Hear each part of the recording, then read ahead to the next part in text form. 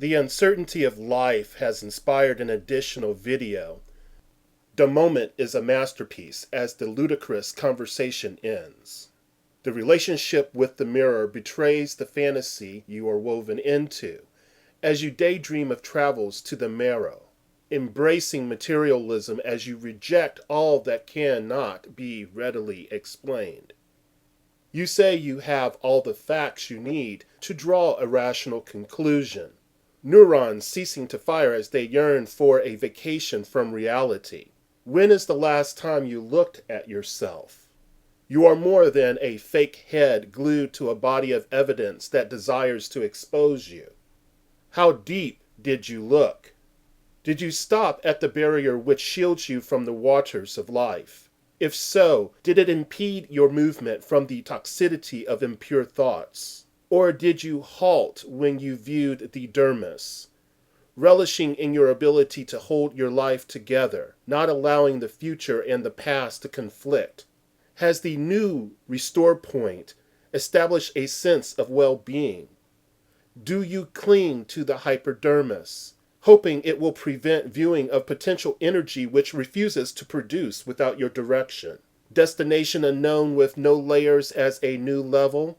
Building a construct of values as truth flees from the social contract? Never mind asking if truth can be embraced as it continues along its path of evolution, leaving what was once considered truth. The control drama holds you in a pattern of responses. The anchor of old attitudes keeps the rose-colored glasses in place. Use the razor to release the socially defined identity. Then what? Do you think the rules that have been written have to do with morality or ethics? Who defines your values? Is there ever a group consensus? Does it lend worth past the individual experience? Let's return to the program of social contract and how language frames it. The principles settled on the mind like raindrops on a window waiting to be tested by the concept of the absolute. However, the equation makes room for few absolutes.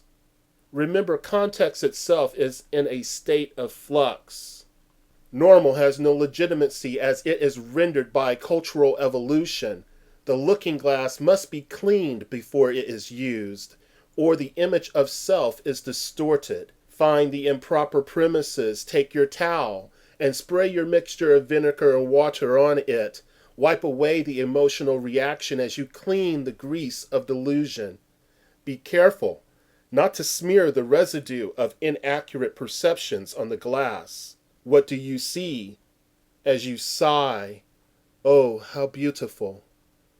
Is it not problematic whether artificial or natural?